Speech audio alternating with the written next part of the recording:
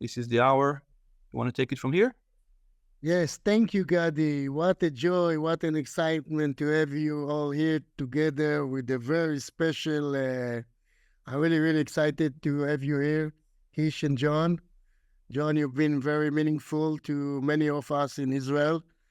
And without any further, I want to introduce Yael Meltzer, our CEO of the RegenIL Center for Regenerative Agriculture in Israel.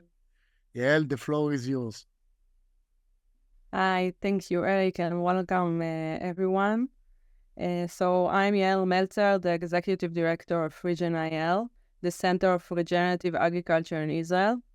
And if you didn't see last Tuesday the webinar with Kish, I invite you all to listen. Briefly, though, we talk about how regenerative agriculture provides a real solution, supporting farmers to naturally restore their natural resources and do so economically. At RegenIL, we are building a collaborative ecosystem for regenerative agriculture. Our approach is unique. Starting as a community in early 2022, we brought together stakeholders across Israel and globally, from researchers to policymakers to farmers and investors, to create an open, efficient, and effective ecosystem. Our goal is to establish meaningful connection, understanding, and truth among all players.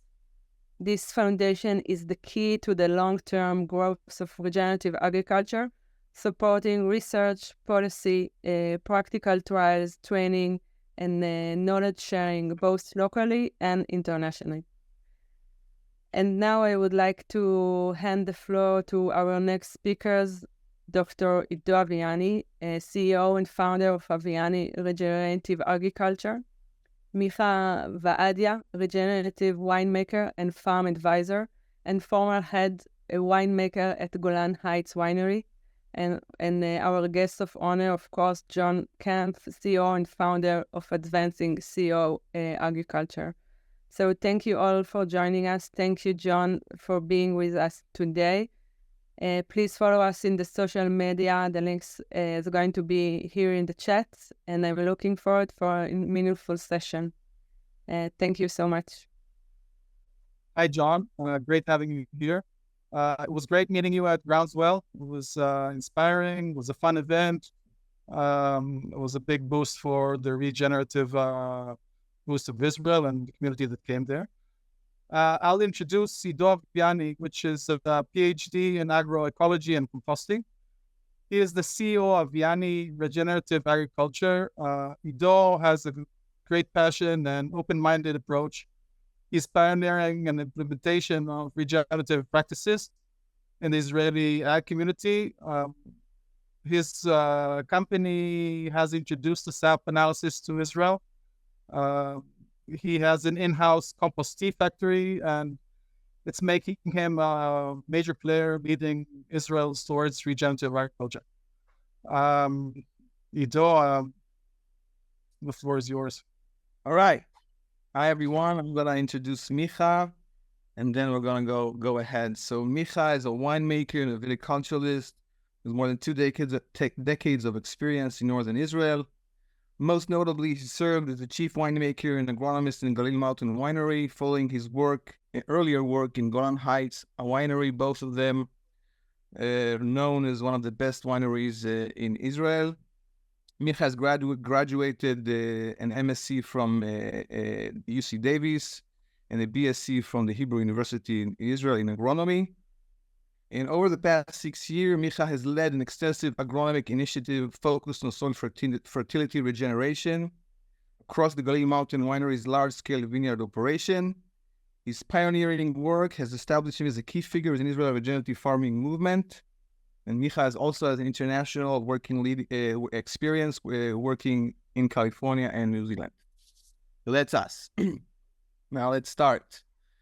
John, it's a great delight for me and for everyone here to have you You have really impacted my life, and I know the life of many other people around the world. And it's very hard to introduce you because you do so many things, and you're so varied. So, and I'm gonna let that. I'm gonna lead to the first question. So, John, for the people who don't know you here, please tell us a little bit about your background and maybe a little bit about when and how you knew that you wanted to work with farmers.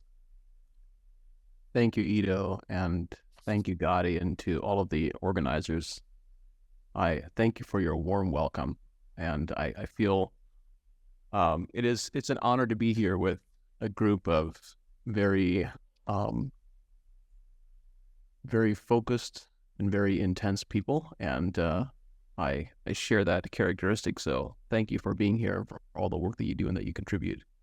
So to answer your question, Ido, I grew up on a family fruit and vegetable farm, fresh produce. We had about a 25-acre farm in Northeast Ohio, about an hour east of the city of Cleveland, about maybe 25 miles south of Lake Erie, 20 miles from coastal Minnesota. Yeah, so we had, that environment is in the snow belt south of Lake Erie. In about 5 miles from where I now live, we currently have what we call the Ravenna Arsenal, which is a major munitions factory and was built there in the 70s because of this being the second cloudiest spot in the continental U.S. For cloud cover protection. And so that environment in the summer months is a very high humidity environment, very prone to intense disease susceptibility and insect susceptibility as well.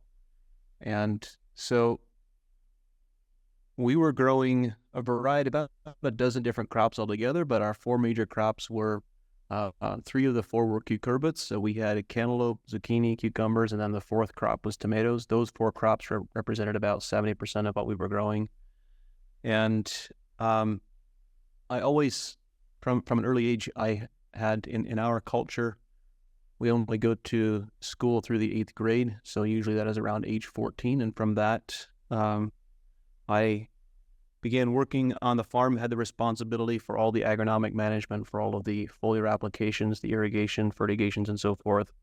Really took an interest in it. And so I've always felt a strong connection to plants and to trying to understand how they grow and how they express themselves. Many observations on the farm where I was growing up, where we see plants that are supposedly identical genetically, but expressing themselves very differently based on the environment they were in and how they were supported nutritionally, and realizing that plants are very plastic or very fluid, and that we have a lot of fluidity in genetic expression. And that aspect always fascinated me. So that was one of the early triggers for me getting started in this space. All right, thanks a lot. And throughout your career, this journey that you had, you've encountered plenty of successes, but also challenges.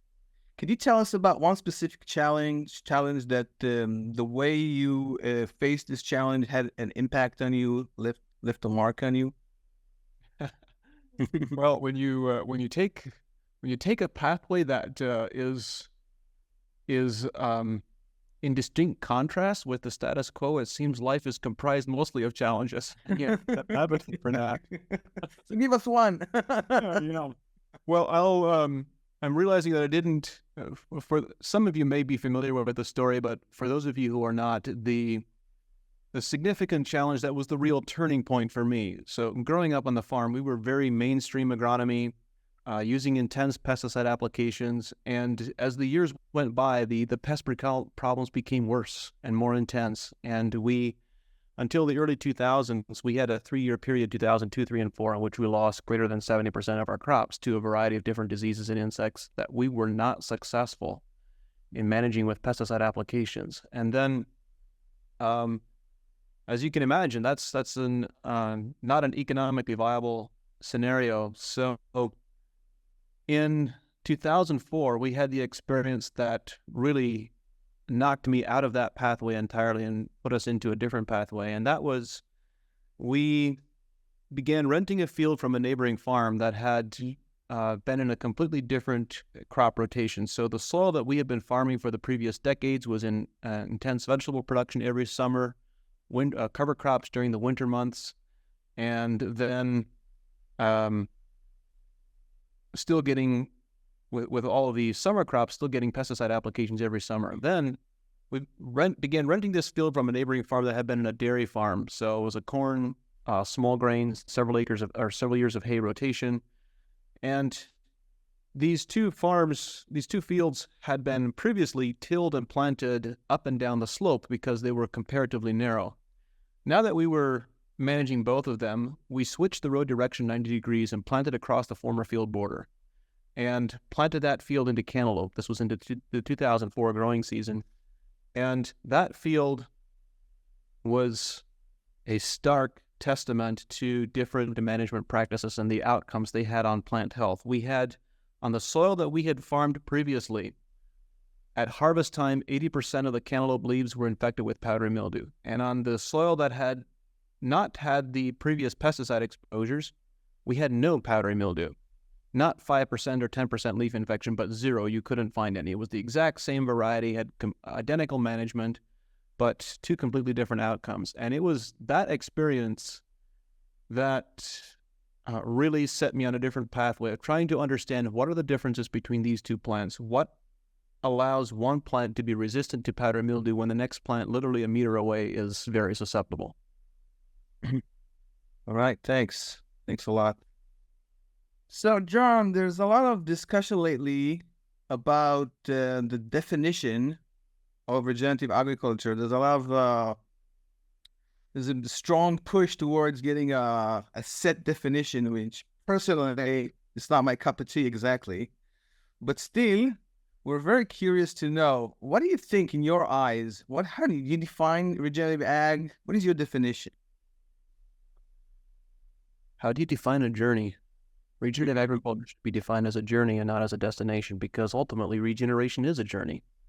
And I've thought about this quite a bit, and I would refer, if you really want to dive deeply into what my thoughts are, I shared many of my thoughts in a podcast episode where I introduced our regenerative verification process, our certificate called Integrity Grown Verification. I think it's episode 104, something like that on the podcast. And ultimately, we can look at regeneration from multiple. It should be multidimensional. We can look at soil regeneration. We can look at regeneration of plant health. We can look at regeneration of livestock health. We can look at regeneration of human health, of public health. I think all of those should be considered. But ultimately, I believe that we can only have a long-term regenerative. So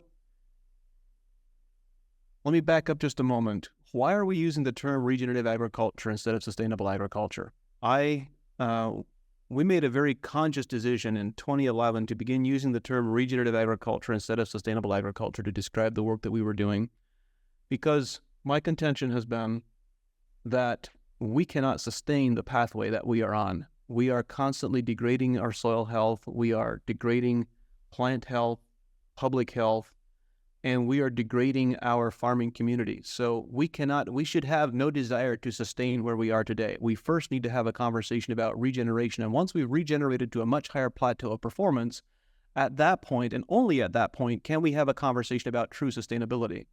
So when you think about regeneration from that macro perspective, at its most fundamental, regeneration is fundamentally about regenerating relationships between soil microbes and plants, between livestock and the landscape, and between human organizations. And I believe that I'm less familiar with or not familiar at all with the context in Israel, but here in North America, if we want to have a truly regenerative agriculture, that means we need good stewardship. We need people who have caring, loving relationships with the land and with the crops and the livestock that they're producing. And right now, one of the challenges that we have is we don't have enough people in rural communities. We don't have enough people engaged in agriculture. We have this large-scale agriculture that has become commoditized, that no longer embraces stewardship. So we need more loving hearts and hands engaged in agriculture. That is the foundation. Good stewardship is the foundation of regeneration. And so that, the first piece, the most fundamental piece that needs to be regenerated is the capacity for stewardship. And in order to accomplish that, there needs to be this regeneration of relationships between the farmers, the producers, and the supply web that is around them, both on the input side and on the offtake side, where the farmers are no longer at the mercy of extractive, degraded relationships on both sides, where the farmers are being farmed both by the people who are buying things from them and the people who are selling things to them. Wow, thanks, John. It's an inspiring answer. Micha, please take it from here. You said that you started using the term regenerative agriculture 2011. I heard it first, I think for you, for 2018 or 2019. Are you basically the one that implemented that name into the ag community? There are people who would give me some of the credit. The name was originally used by Rodale in the late 1970s and then was abandoned and wasn't really in the popular parlance. But I had some conversations with Howard Buffett and with a couple of people in the 2010-11 time period where we started deliberately using the word regenerative agriculture. And I was within the constraints of the Amish community that I was a part of at the time. Some of those constraints have shifted a little bit. I was not out in the public eye in a very significant way at all until, I couldn't say exactly when, 2015, 16. I'm not sure when the podcast started. And so I was using that phrase publicly in presentations and so forth, but I didn't have any significant online presence prior to that point. Okay, cool. My question is regarding your how do you meet the academic world? So when you first began to encounter the academic world, what were your insights regarding how the academic research dealt with the problems that you met on the daily basis in the field? That's such a great question. There were two realizations that were, I think, very significant, or that really stand out for me. One of them was the realization that there was an incredible amount of academic research that had been done in various non-agricultural related departments that had never been transferred. The knowledge was never transferred to the farming community. So this was particularly true around the concept of plant immune systems. I started studying plant immune systems, immune pathways, the enzyme function that was needed to support immune pathways, and implementing some of these ideas that I was developing in the field. And I soon came to realize that there were hundreds, thousands of papers that had been published on plant immune systems. There were even journals dedicated to it and books dedicated to the topic. But I was deeply embedded in the mainstream agriculture community. We had extension agents and pesticide salesmen, fertilizer salesmen on our farm every week. I didn't mention, but in addition to farming, my father was also the regional distributor for crop inputs. And so I was engaged in these conversations all the time, and I had never heard anyone talk about plant immune systems. And so the realization that there was this large body of knowledge that had never been transferred into a practical application form was one very significant realization. And then the second realization was that the scientific method in the agricultural context has frequently been applied as single factor analysis, studying single variables. And this is fundamentally not how natural ecosystems work. It's like a spider web where you cannot touch one piece without changing the whole.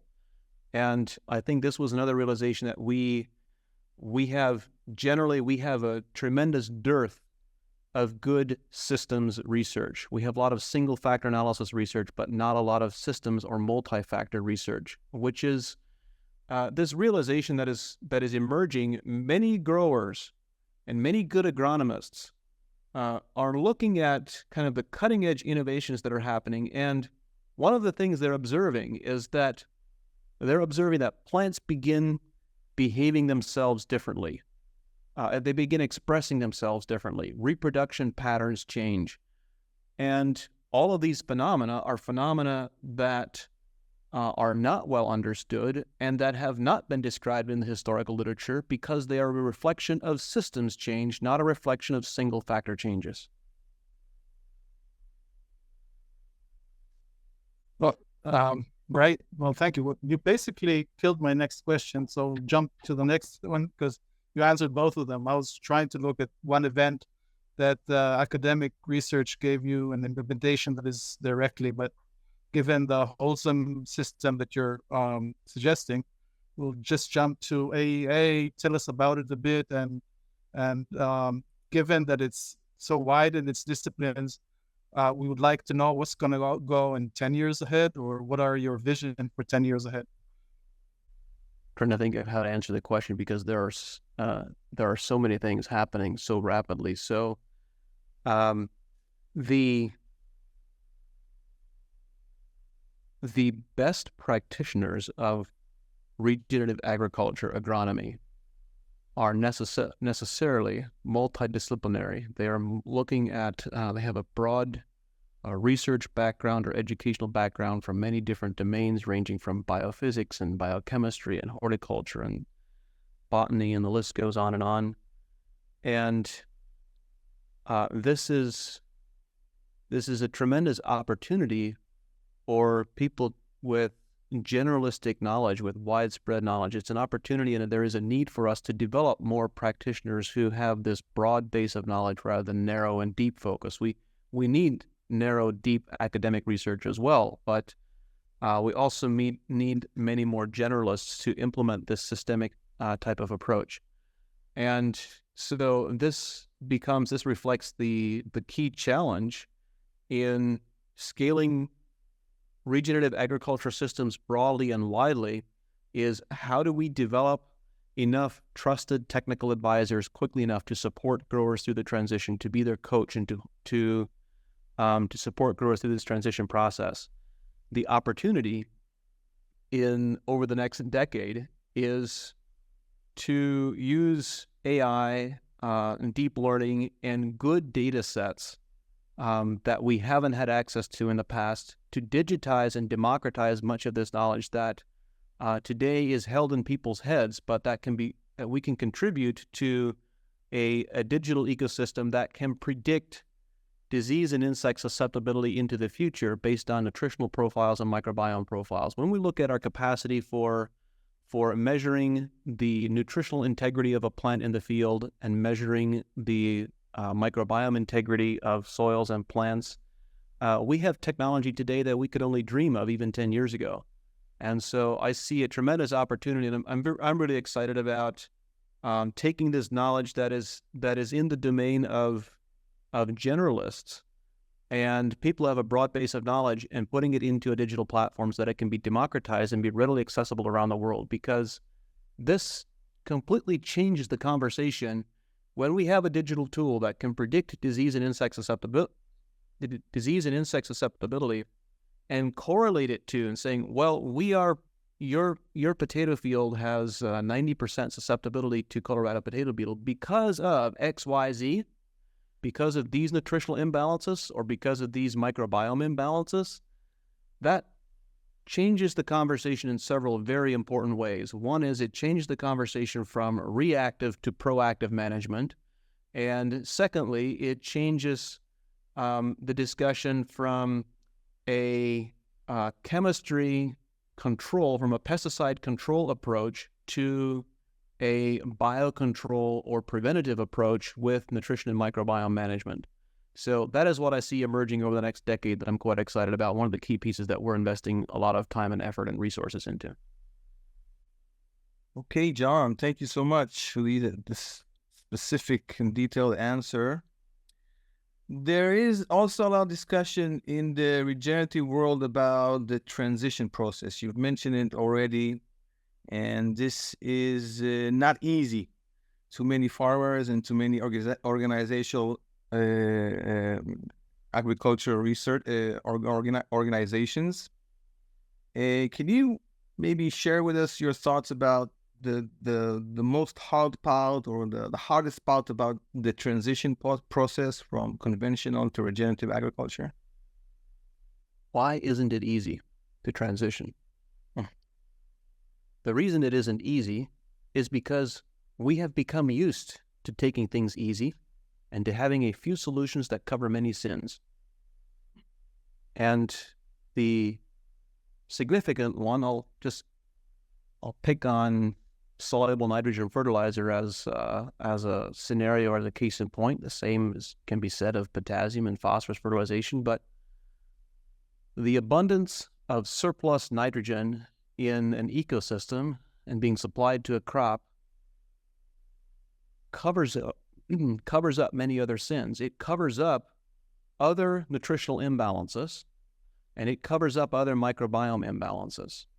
And so if we desire to begin reducing nitrogen fertilization, then these other imbalances, these other nutritional shortfalls become very apparent, and now they need to be addressed. And all of a sudden, the knowledge base required to address possible manganese, iron, zinc, copper, and a host of possible nutrient interactions is much more complex than just covering it up with a Band-Aid of synthetic nitrogen fertilization.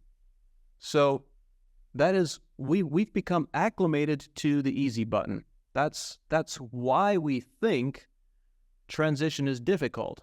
If you go back 50 or longer than 50, 70 to 80 years, before the widespread adoption of nitrogen fertilization to the degree that it's currently used, the transition would have been much easier because the knowledge base of how to manage these other nutrient interactions was much more widely known. So that's the first part. The second part is frequently when the second reason why transition is difficult is because the products that we've applied historically have a direct antagonistic effect to the direction we want to go. So, for example, if there are dozens of that we know of, probably more, almost certainly more. There are dozens of microbial species that have the capacity to fix nitrogen and supply it to a crop, to any crop, and they're not limited to legume-associated species. We have Azotobacter and Azospirillum and Pseudomonas fluorescens and dozens of others. But the challenge with having a microbiome that is effective at fixing nitrogen and supplying 100% of the crop's nitrogen requirements, this is possible, by the way, even for very high-yielding, high nitrogen consumption crops. We can supply 100% of a crop's nitrogen requirement with nitrogen fixation from the microbiome. However, if you want to shut that process down, the easy way to shut it down is just to add some soluble nitrogen fertilizer. Because the moment you have a surplus of free nitrogen fertilizer in the rhizosphere, the microbiome and the plant recognizes that it doesn't need to provide energy, sugar energy, to the microbiome for the benefits or for the purpose of nitrogen fixation. So it chooses not to. And so we have this catch-22 scenario where we want to transition away from the use of synthetic nitrogen fertilizer. However, every time if we discontinue it too harshly or too abruptly, the microbiome isn't ready yet. It hasn't had the chance to ramp up and scale up production. So how do you navigate that transition period? This is the fundamental piece that I think many agronomists and many growers struggle with the implementation because of their desire for it to be easy. And it is easy to put on 1 or 3 or 5 applications of nitrogen in a growing season on a specific crop. It's much harder, much more labor and effort required to spoon feed only the nitrogen that the crop requires. but that is the pathway to transition, is you only supply what the crop requires in the short term, and hopefully, optimally, best do so as a foliar application. So if you can spoon feed through the season and use foliar applications or plant applications instead of soil applications, you now create an environment where the soil microbiome can build up the capacity to fix nitrogen, supply nitrogen for the crop. So this is the fundamental of a transition period, is we have to transition, and we have to change. In many cases, we have to change our fertilization management practices so that we avoid suppressing the exact processes that we seek to develop.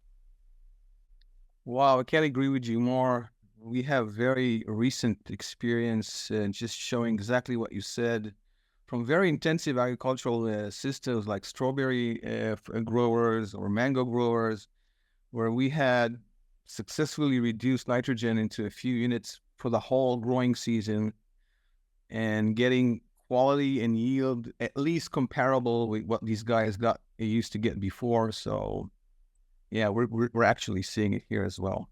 Yep. It's a lot of fun when it happens. Yeah, it is. John, you have been sharing tremendous amount of knowledge and information the last 1 or 2 decades.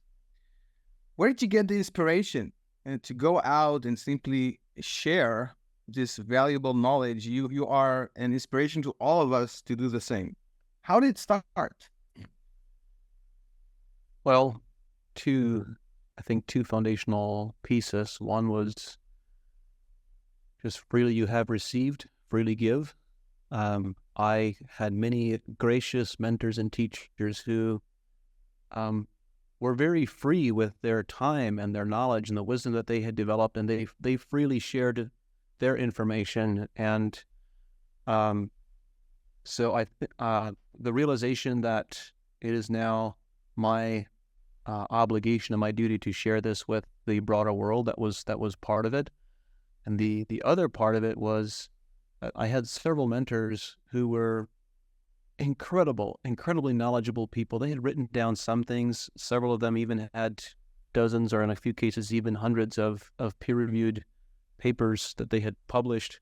But in spite of everything that they had published, the majority of what they knew remained unpublished. And a handful of my mentors passed away over a several-year period when I was just starting out, and took the majority of their knowledge to the grave with them. And I had this motivation and this sense that I cannot continue to allow this to happen, that I need to do what I can to help try to capture some of that knowledge, capture some of this information, and not just the knowledge and the information, but also with this, the wisdom that they had developed, their view of the world, how they thought about biological ecosystems and ecosystem interactions, because in many cases, the perspectives that they had developed as a reflection of their experiences and the knowledge they had gained were quite unique and were very different from the mainstream views that were being put forward. And so I felt it crucial to capture those and to share those more broadly for the world. And if you look at today I get many requests, many recommendations for people to be on the podcast, so many that I put together a template of a draft rejection letter. And in this letter, I described what it is that I'm looking for guests on the podcast. And, sometimes you go back and you realize you wrote something really awesome or said something really awesome. You're not sure exactly where it came from, but this one sentence I wrote is, the conclusion of the sentence was, decades of experience don't count for everything, but they sure count for an awful lot. And I think that is what I want to capture, is there are many new innovations, there's many new ideas, many of which yet remain to be proven on a wide scale. But once you get to the point where you have decades of experience, that depth of experience really flavors your perspective. There's a lot of wisdom there. Well, thank you so much for that. I mean, it's a great inspiration for all of us, and you've actually inspired us to do the same, to get together with relatively old farmers and and listen to their experiences and their perspectives. So again, thanks for that. And Micha, please, next question. Well, thank you for that answer. I like that. This question is going to be, without context, very difficult to answer, but I'm still curious to see how you will tackle it. Israel has a small, unique ag sector. What do you think might be the role of Israeli agriculture in the global regenerative movement? So do your best. Sorry for... I don't think you should. I don't think you should think about your impact on the global sector in the context of the small marketplace that your agricultural sector is currently. What Israel is known for with Hebrew University, and for what you are known for as a culture, is being very innovative, and also being very intensely focused, and having a remarkable capacity for innovation and for developing new solutions to old problems. And so actually, when you think about the challenging environment, the challenging ecosystems that you have with the deserts that are present, perhaps those desert environments are the very best environments for you to be leaders and to be innovators in this space. The obstacle is the way. If you can develop the innovations and those solutions to regenerate and regreen the desert environments, those technologies can benefit the entire globe. And so I think that we are a slight divergence here for a moment.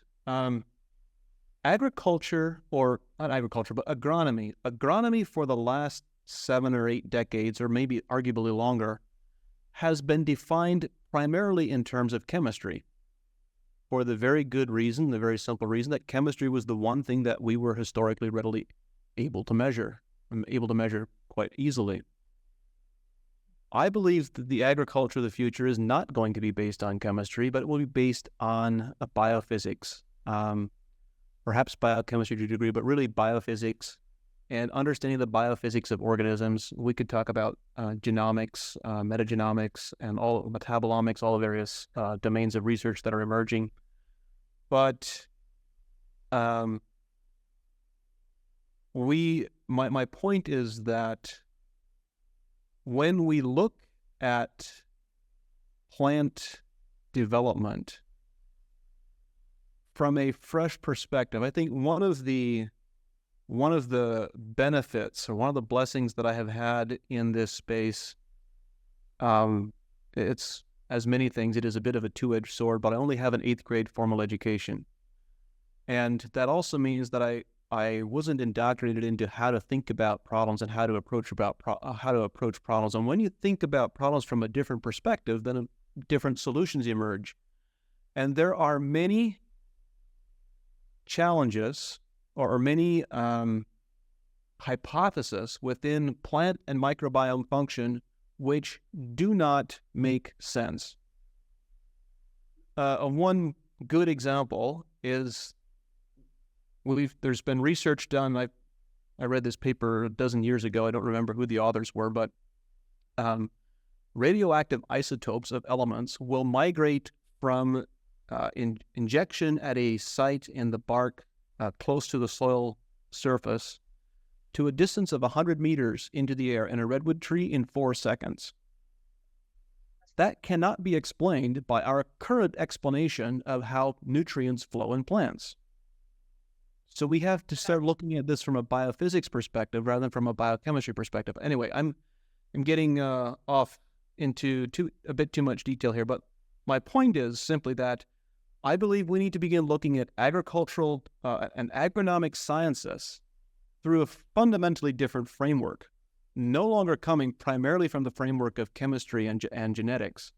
And when we do that, I believe we will develop very different solutions. And you, as a culture, and given your geographic location in the world, are in a unique position. You are at the best, you have the best possible intersection to develop these new innovations. Well, great. You managed to get this challenge and get to a good place. Thank you. The last question for my part is, what's actually the most fun part working with farmers? I think a lot of it is a point of joy and being able to engage. What's your perspective about that?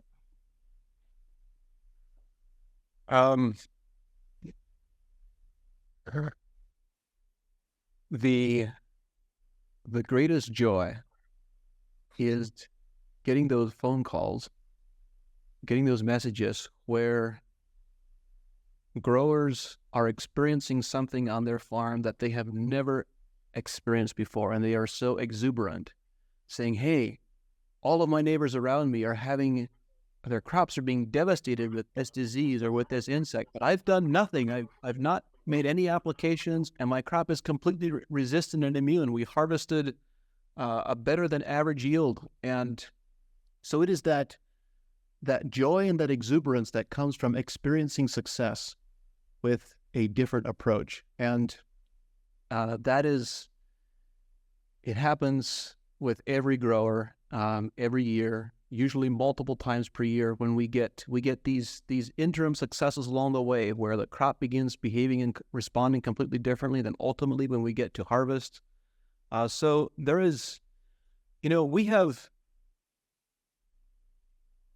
in many cases, from a very deep ethos perspective, farmers have lost touch with what attracted them to agriculture in the first place. Farming isn't the easiest job, and it's not the highest paying job. It is very challenging, difficult, hard work, and it's often not compensated very well.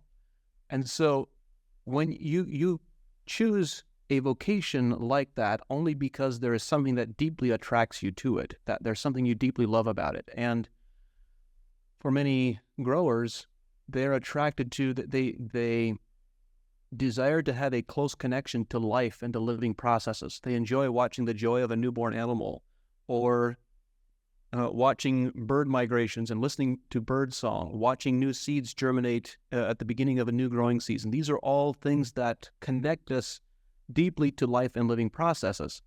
And yet, over the last 7 or 8 decades, we have adopted a model of agriculture that is the direct antithesis of this ethos, where we have adopted a paradigm of warfare, of search and destroy, identify a specific pest or pathogen, figure out how you can kill it, and if the first weapon of choice is not successful, you get a bigger bomb and get a stronger pesticide.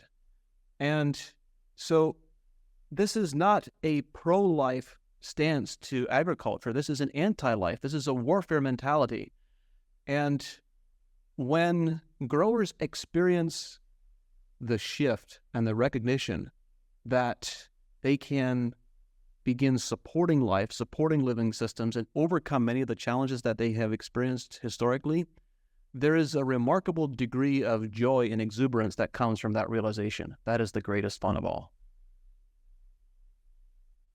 Well, thank you, John, for the answer. I have to say that I share these notions. I also work with farmers, and it's just an inspiring thing to working with them, and also learning from them a lot. We can learn a lot from these guys as well. So this is the end of our Q&A section, and we're gonna go now to Yaniv, who's gonna introduce a few questions from the audience. So please, Yaniv.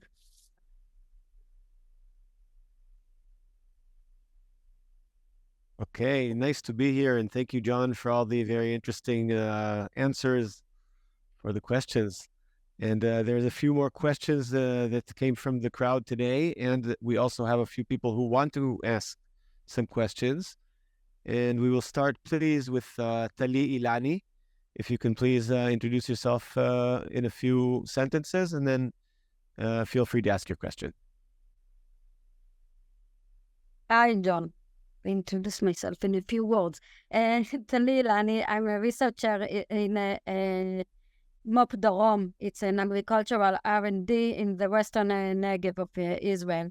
And we represent a lot of the Israeli farmers that practice agriculture in arid areas, like you said, rainfall of 5 to 100 millimeter per year. And most of the agricultural practice here is based on irrigation, not on rain at all. And the prevailing opinion among a lot of the farmers around here and the researchers is that the transition to regenerative agriculture in these areas is more challenging and even impossible. What would you say to them? Well, I would ask what the goal is that they're striving for that they believe to be impossible. So that's, is it possible to grow crops with a degree of health that they're resistant to diseases and insects and no longer require pesticides in that type of environment? I believe the answer is readily, easily yes. In fact, in our experience, this different model of agronomy is fundamentally based on harnessing microbes and working with the soil microbial community to deliver nutrients in significant amounts instead of applying soluble fertilizers and irrigation systems and so forth. And in our experience, we get greater responses from microbial nutrient delivery in arid environments than we do, and I'm looking here at the extreme ends of the spectrum.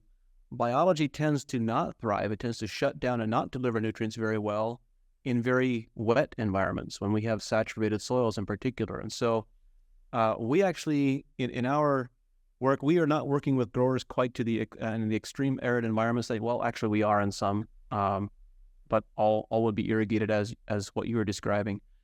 And we get our greatest crop responses in those types of environments, much more so than we do in wet environments or in wet years. So I don't know if I'm answering your question very well, but the transition to a regenerative agronomy that is not dependent on soluble fertilizers and that is not dependent on pesticides is actually easier in a dry environment than it is in a wet environment, in my experience. Did that answer your question? It raises other questions. And just want to be a bit more, okay, to focus on one of the things. A lot of greenhouses, okay? A lot of the farmers here grow in greenhouses in these areas. So can you, for example, recommend first step for the transition for regenerative farming in greenhouses?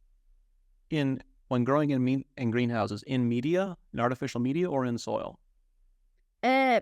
I have to say, in our area, it's mostly in the soil, and there's the problem because they are growing tomato, for example, and we have huge problems of soil health, and the soil is just degraded significantly.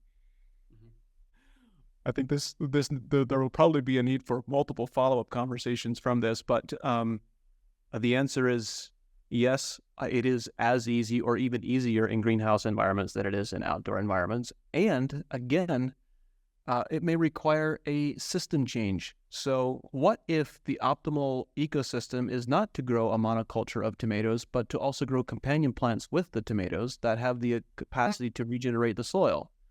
Exactly. So there's a requirement for an openness to new innovations and new ideas that are not just the addition of different types of products, but changes in cultural management practices. For example, you said to grow things with. Can you? Yeah, there are many opportunities to when you think about the one comment that you made about having a very degraded soil microbiome and having a very disease-enhancing soil environment.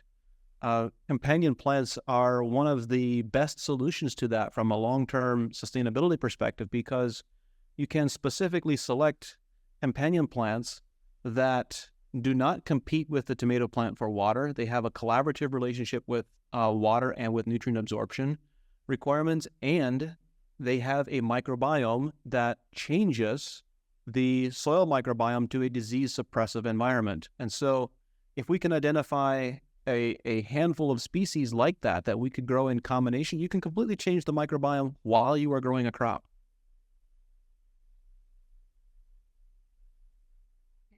Thank you very much. I have a lot of other questions, but I think I'll give the Okay, to other people. yeah, we'll try a few more questions and maybe we'll have more time at the end. Thank you, Tali, and thank you, John. And I would like to call Itai Spector to ask your question. And please introduce yourself in a few words. Okay, everyone can hear me? Okay, I'm a farmer in very close region to Tali. I grow tomatoes for many years, and I have all the problems she's talking about. And degrading of the soil, I started about 2 years to change everything with Dr. Aviani. I'm still trying to change it.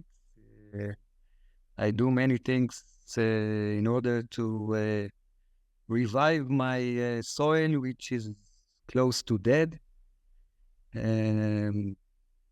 I try, for example, to deal with nematodes without using all chemicals. And I would like to hear John's advice regarding dealing nematodes in this kind of area where the soil is mostly sand in a dry area with in the desert in a greenhouse. And this year, for example, I tried to plant with the tomatoes kohlrabi, but this was my idea. I don't know what to do. I'm just trying to find my way around it. If I may interrupt, Tali, maybe you can give a background how much of the greens, the veggies are grown in the desert in Israel, in perspective to other areas. Big part, okay, big part, big. Just for example, 70% of the tomatoes are grown in the desert areas. As more than 60% of the potatoes are grown in the desert area. So it's mainly the main area where we get vegetables. Fruits are more in the north, but vegetables it's mostly from the desert areas. Peppers as well. Peppers as well. Yep. Do you have? I'll have a follow-up question to that. What is your irrigation water quality look like generally? Do you have high levels of chlorides, bicarbonates, sodium, etc.?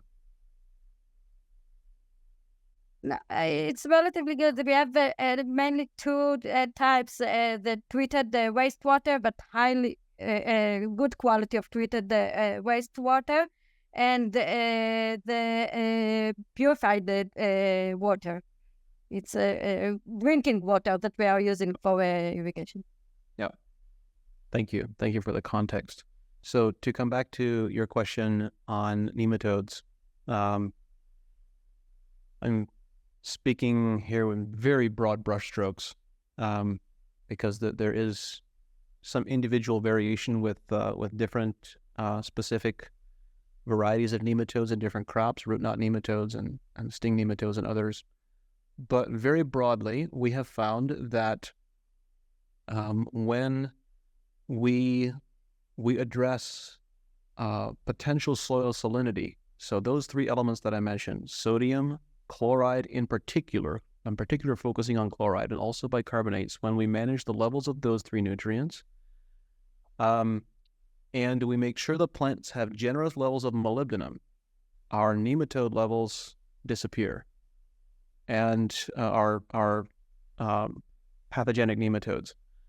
And in particular, one of the solutions for the high levels of chlorides and bicarbonates that we have found, and I'm not familiar with the resources, the materials you have available locally, but we use a humic substance material at very high application rates. So we're using a material that has not been, a humic substance that has not been extracted with alkali, but instead is mechanically processed so that we still retain the human fraction and the oleic acid, humic acid fraction all combined in one combination.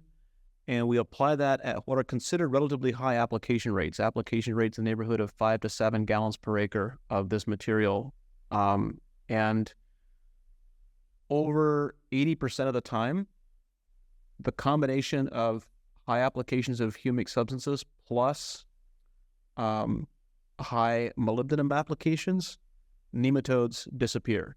The remaining 20% of the time when they don't, we find there's a consistent pattern where there is excess of nitrogen being applied and not enough magnesium and sulfur. And addressing that layer seems to resolve the nematode issues entirely. Thank you very much. And I would like to call, please, Gil Eshel to ask a question. Please introduce yourself. Just a second. Hi. What happened to my... Okay. Hey. My name is Gil, and I am a soil scientist. And I would like to ask you, again, for instance, treated wastewater have many times excess nitrogen. Like while we grow cotton, we have about every irrigation 2 units of nitrogen added, mineral nitrogen. I'm not talking about the organic nitrogen. So do you think that to irrigate with this poor or relatively high nutrients irrigating water, we are in be able to make a change? Yes. Yes, you will be able to. The easy way to deal with it is, and it's not necessarily harmful at those relatively low application rates, but the easy way to make sure that it has an enhancing effect on the soil microbiome rather than a suppressing effect is to complex it with humic substances and to make it slightly more difficult to access. So when you complex it with humic substances, it makes the soil microbial community have to work for it to get it. They have to. It's not immediately and readily soluble for them. So we know that fulvic and humic acids can complex both ammonium and nitrate forms of nitrogen, as well as organic forms of nitrogen like urea. And so our approach in that situation would be to add. It doesn't take much. It takes like half a liter or a liter per acre inch of water to and you're used to thinking in millimeters of water, but you can convert that easily to bind that level of nitrogen and have it so that it only has a positive effect on the microbiome and not a negative effect. Okay. And from where you find these humic substances? They are in the market? You produce them? Yes, here in North America, there are multiple mineral deposits. So these are mineral deposits that are mined and then utilized that are essentially historically called leonardite, today called lignite or humulite. They're essentially super soft coal. And they're readily available in the marketplace internationally as well, but I don't know the specifics of what is available in your local market. Okay, thank you. Okay, thank you very much. And next to ask a question is Lior Rabinovich. Can you please introduce yourself? Hi, John. I'm Lior. I'm the CTO of Regen. We're developing a microbiome on seed coating. And my question is, I'm really interested in everything you talk about where you're able to see the pest susceptibility with the data collected before things get out of hand. And I'm wondering, there's pest succession, right? So is there a place where that knowledge is shared where, like you were just giving the example with molybdenum or other elements, like these are the things that are indicators for this pest or this disease. And is that organized in any in any place that we can learn from? It is organized inside all of AEA's intellectual property, but hasn't been publicly made available at this point. Okay. Yeah, that is. I think it's important for us to democratize and to digitize this information, but at this point, it is all held within our internal records and our internal data sets. Gotcha. Okay. Okay, thank you very much. And there's quite a lot of questions in the chat room. I would like to call up some of the people who asked questions to ask their questions. Fabio asked a good question about policies. Would you like to ask your question in live? Fabio just chatted that he's not able to speak right now. Not able to speak. Okay. I will read out his question, and we can call out the rest of the people later on. Okay, so Fabio asks, what policies can support the scaling of regen agriculture in Israel and other countries? Should we focus on stopping agrochemical companies to lobby? Do you think we should have subsidies in place? And if so, what subsidies? What should be subsidized? Again, I'm lacking a lot of local geopolitical context and national context, so there's a great deal that I don't know. But I believe that generally the best way to replace an existing status quo system is not through legislation, but through developing a new system that is so far superior to the one that you're replacing it that it replaces it automatically. And so I think the perspective that I have is, in many cases, this regenerative approach, this approach to managing nutrition differently, is often for growers can be more complex, can be more complicated, but I think the area where there's big opportunity is in investing in research to discover how the systems, how planting systems and cultural management systems might be different. And let me give you a practical example. In California, there's Dr. Eric Brennan. He's not with UC Davis. I forget right now which university he's with. At least I don't think he's with Davis. But he did extensive research on incorporating sweet alyssum into greens plantings for lettuce and spinach and salad greens crops.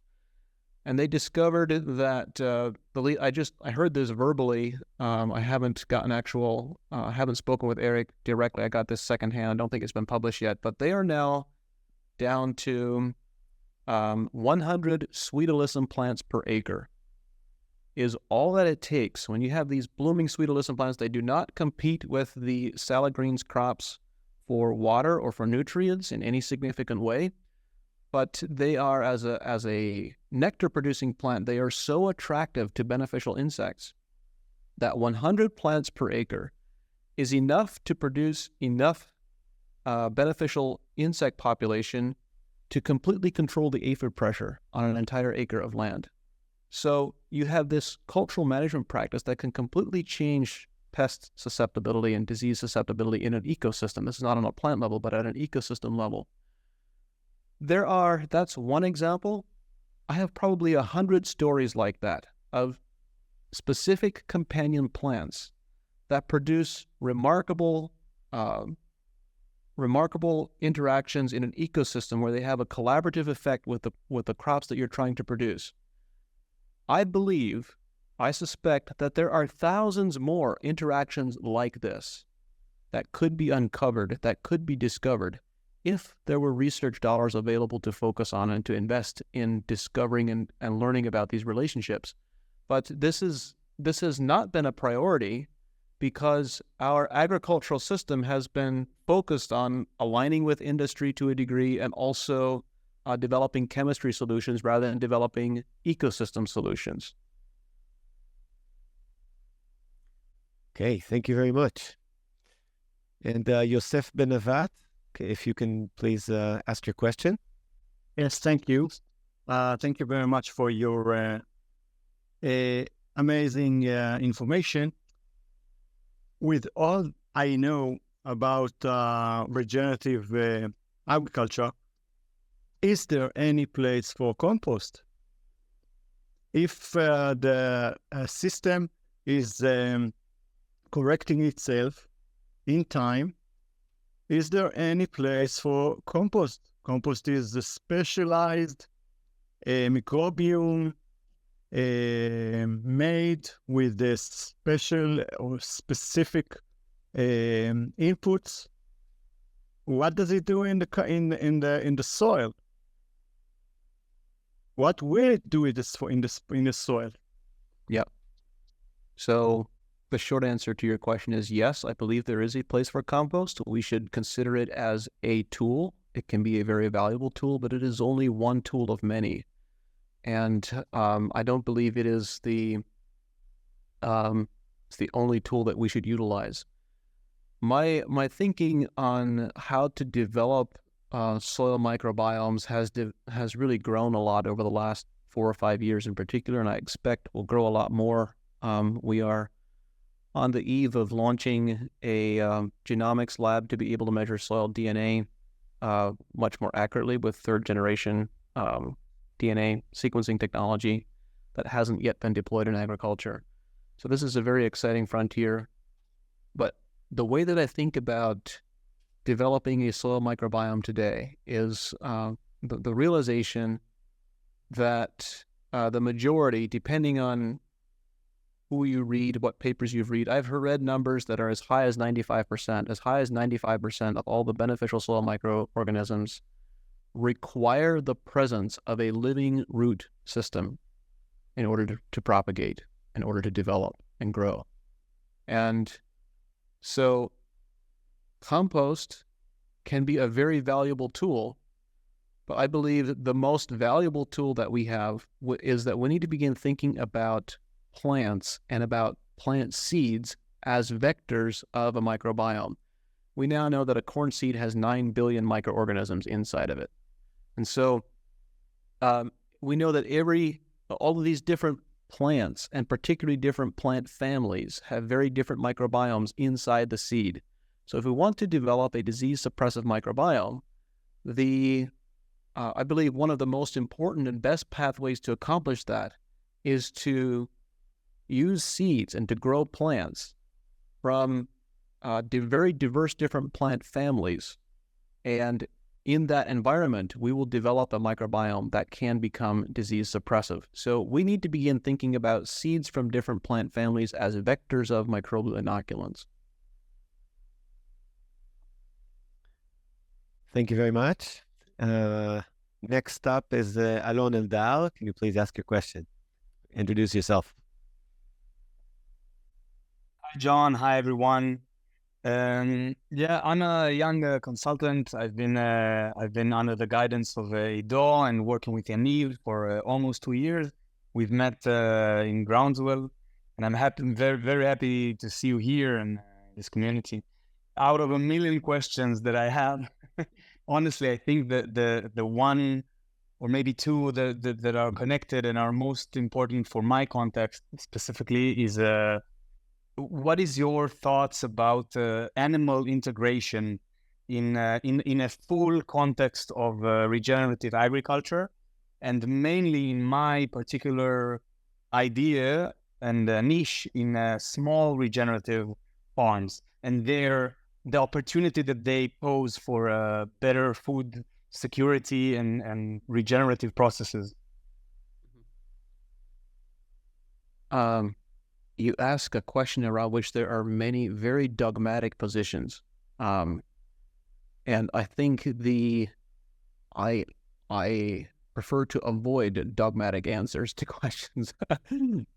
So the way that I would answer the question is that in some ecosystems, some crop ecosystems and agricultural ecosystems, livestock can be a very valuable addition. The microbiome contributions that they make to regenerating soil is noteworthy. It is not insignificant. And there are many ecosystem contexts where livestock cannot be readily integrated. So the question is, if that is true of a particular ecosystem, how do you offset that? How do you replace that possible biological input? Do you bring in compost? Do you bring in more different cover crops? Do you bring in microbial inoculants? So I'm not particularly of the perspective that livestock must be incorporated in order for agriculture to be truly regenerative, because the reality is there are many crops for which that is not possible from a food safety perspective and otherwise. Thank you very much. Is it possible just for to slip a word about the size of farms? Go ahead. I'm asking John. Do you think that there is a chance of better infrastructure for regenerative processes in terms of biology, in terms of polyculture, in smaller farms managed privately or in a decentralized manner, maybe? It depends on the management. So yes, it can be, but also not necessarily. So I think I'll answer the question this way. Livestock on small-scale farms, and particularly in parts of the world that are very challenged economically, livestock are a way to convert otherwise unusable biomass into food. And so for that reason, they are very valuable and very important in many ecosystems. And and I'm speaking again here with a very North American centric perspective, but if we begin managing our rangeland and our grazing land with the same degree of stewardship as we manage our horticultural crops, we could increase their productivity by probably at least an order of magnitude.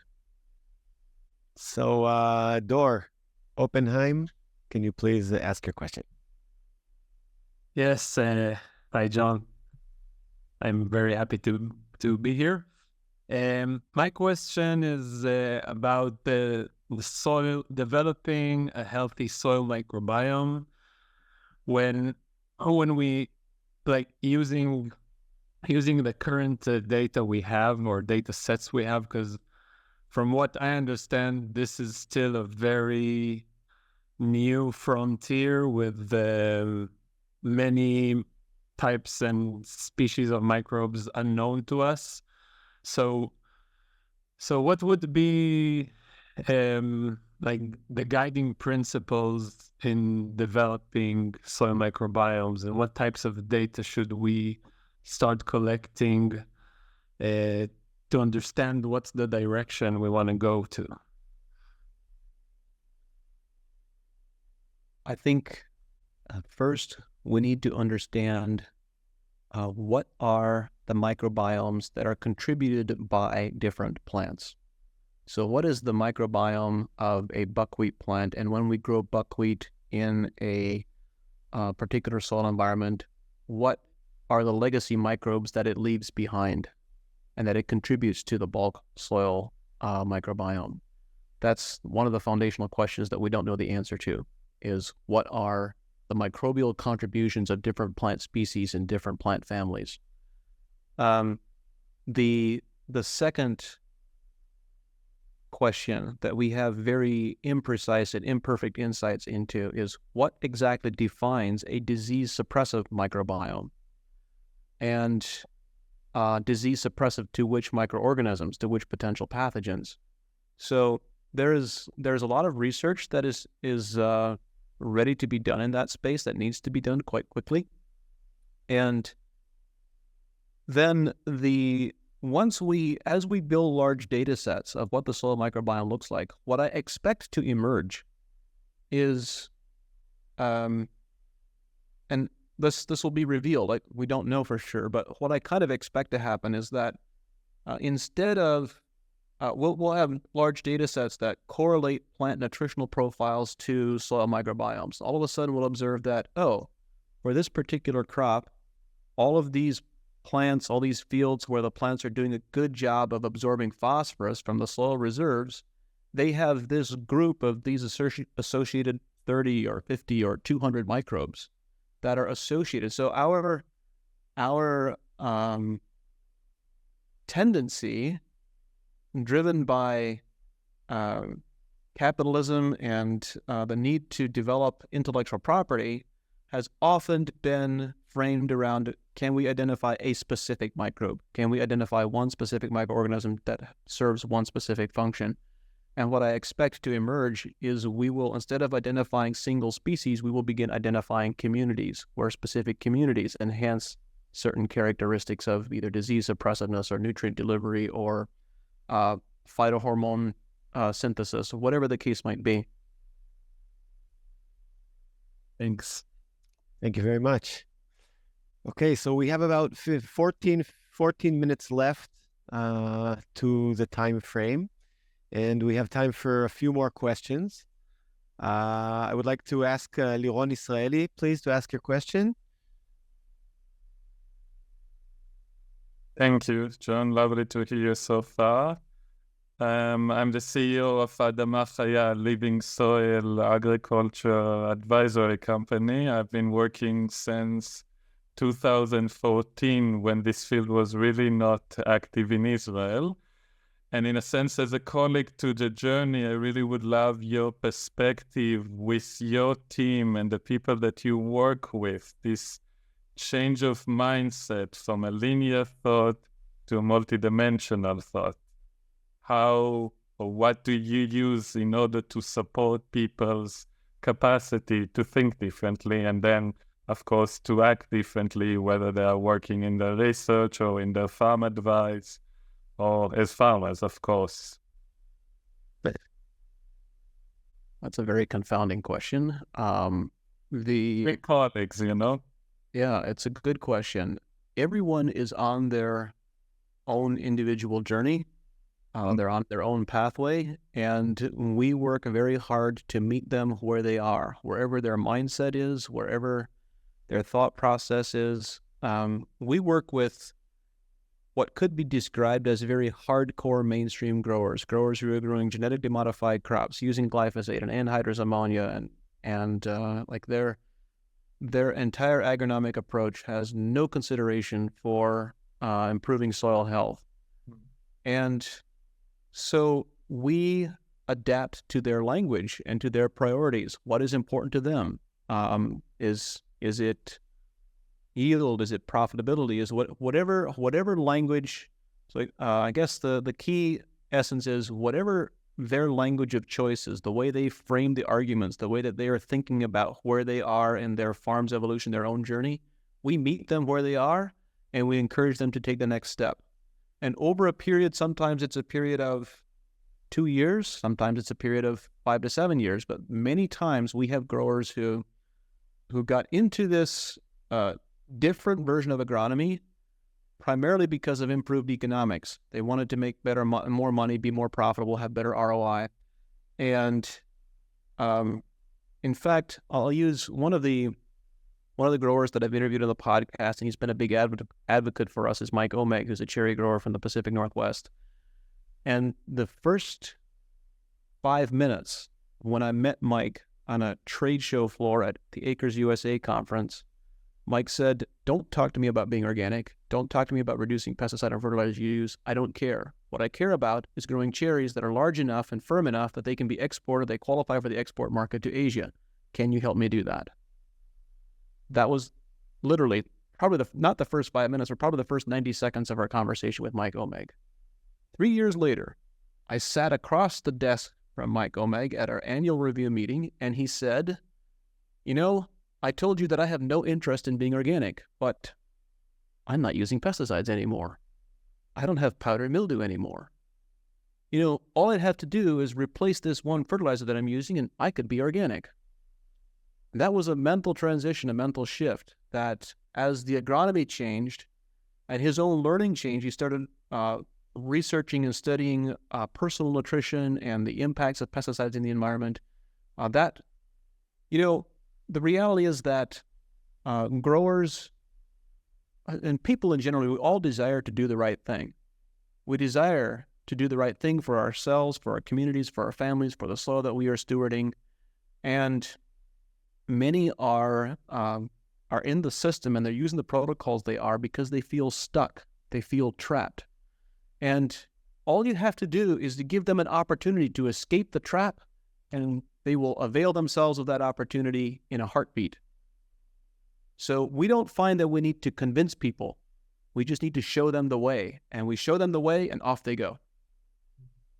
We have a nice Hebrew saying that says, educate the child according to his own path. Yeah. Thank you for that. Thank you, Liran. Thank you, John. And Gadi wants to ask a few questions. There's quite a lot of more questions in the chat room, but we won't have time for all of them. I do recommend staying after we finish at 6:30 when we finish our time, and then we can keep chatting and talk about what we have spoken about in the whole session. And also we would like to hear your feedback. So your feedback can come either in one of the emails that you've received. We have a place there for feedback, and we will even be very happy to hear your feedback online here after the session ends. So Gadi, please ask your question, and we will go on from there. Thank you, Yaniv. I'll just explain that Yaniv talked to everybody but John and Kish. So you're very, very, very welcome to stay for sure, but we took a lot of your time, so totally don't feel obliged. I have a big question, and fine if you don't know the geopolitical context enough, you can say, I don't know. We are in Israel in a new process to create long-term, first time in Israel, long-term plan for food system for the state of Israel. It's called food security. They labeled it security to attract the attention of policymakers. But it's basically a food policy plan for 2050. First time such a long-term plan is being developed. I personally, you mentioned the advantage of Israel in technology and entrepreneurship, which I totally agree with. So a tip, we're also very good in research, many top researchers, some of our top researchers in Israel are on this call now, and you spoke with two of them. Where can you say something in general, maybe based from experiences from other states in the US or abroad in the world, something about the direction of a long-term plan for food system, and where does regenerative agriculture comes from? I mean, I'm flying the ball high so you can smash it and make a, I don't know how you say it, smash. I know, but hearing it from you, from perspective maybe that you've learned from other countries, could we talk about regenerative agriculture these days on the policy, a state policy, like in Israel? It's not a federation, it's just Israel, it's one state. And what's the role or the strategy for research could be? And who can we learn about research? Do you have examples, like inspiring examples of research groups anywhere in the world, in your neighborhood or in Kazakhstan, anywhere, that are inspiring? Because I really think we have a huge advantage here. We don't have many farmers compared to other countries. We don't have many farmlands. We have to be very good in what we do. So that's why we have lots of research and technology here. Thank you. You want me to answer that in a few minutes? I know. Yeah. Maybe not. It's fine if not. Totally fine. I'll offer a few thoughts, and this is an important question, and one that I would be glad to engage with more deeply. But first, when I think about food security in the perspective of regenerative agriculture, there are two kind of obvious pieces that come to mind for the moment, and I'm sure there are other dimensions, other facets to consider as well. The first is, what are the possible impacts or implications of regenerative agriculture from a public health perspective? And this is, of course, being colored by my North American perspective, where we have abysmally poor public health. That is a reflection of quite frankly, the toxic food that we eat collectively as a society. And so when we consider what are the public health benefits of having an agriculture that is not contributing toxins to the food supply, that's part one. Part two is that is contributing quality to the food supply.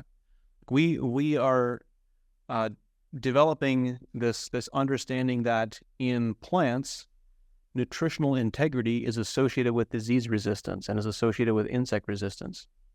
And it's been known for some time that to some degree this is true in livestock as well. You know, at the beginning of COVID, I published a blog post just raising the question,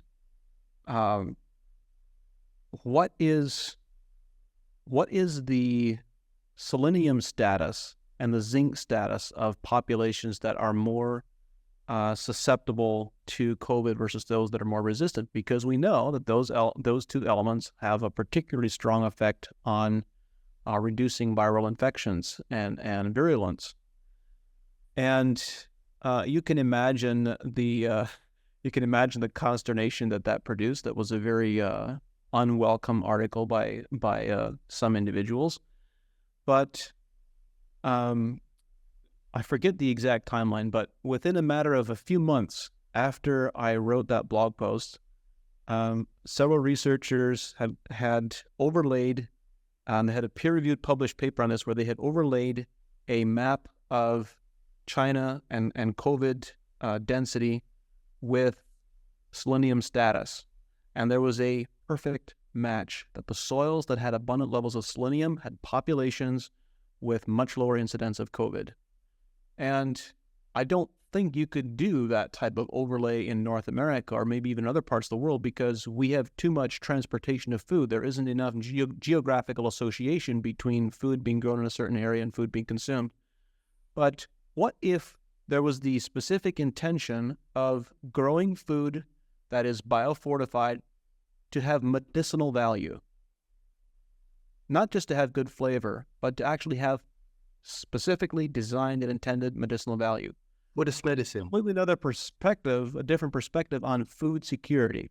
So that's one aspect that comes to mind. The other aspect that comes to mind is purchasing, the need to purchase large volumes of external inputs. And I'm thinking specifically of fertilizers, mined phosphorus, and others.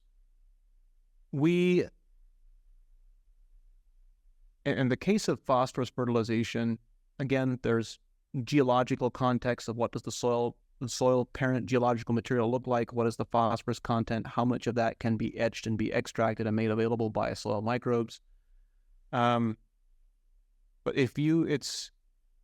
the growers that we work with, we are commonly reducing phosphorus applications by about 20 to 30x. So we are frequently reducing from 100 to 200 pounds of actual elemental P per acre. Of course, a lot of variation here depending on the crop we're talking about, down to 2 to 5 pounds of P per acre. Because the form of phosphorus that we are applying is so much more biologically efficient and effective. And what does that mean from a food security perspective when you can reduce your state's dependence on externally imported inputs? And I'm sure there are other dimensions that could be considered as well, but those are two that come to mind that regenerative agriculture agronomy can directly, significantly influence very rapidly. And okay, we're at the end of our time. I will hand the microphone back to Eric, which will sum up the meeting. Thank you, Yaniv, and thank you everybody for participating. For sure, it was, I'm just a little bit excited as well. Sorry for that. So, John, we want to express our heartfelt gratitude and maximum respect for your unique work and the mission you carry in the world of agriculture. As you know, we are reading in the Torah, in the Bible, so I will quote from Tehillim, one pasuk. "You shall be like a tree planted by streams of water, that yields its fruits in season and whose leaf does not wither. Whatever it does prospers. John, in your work, you serve as a tree planted by stream of water, inspiring, educating, and supporting the land and farmers worldwide. I want to end with may God bless you to continue to grow, flourish, and lead us all towards a future of regenerative and healthy agriculture. So thank you very much. It was the peak of the, the peak of our movement so far, and thank you for that. And I will ask everybody if you can open the video so we can have a group photo. And for me,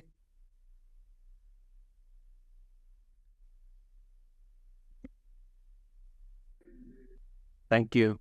Thank you. Blessings to you and your work, and thank you for your warm hospitality. It's been an honor to be here. Thank you. I suggest everybody, if you want to say something, try to say, even if it's one, just put your voice out. Everybody. Thank you all. Thank you all, and thank you, John and Katie, very, very much. Thank you. תודה רבה. Thank you very much. Anything.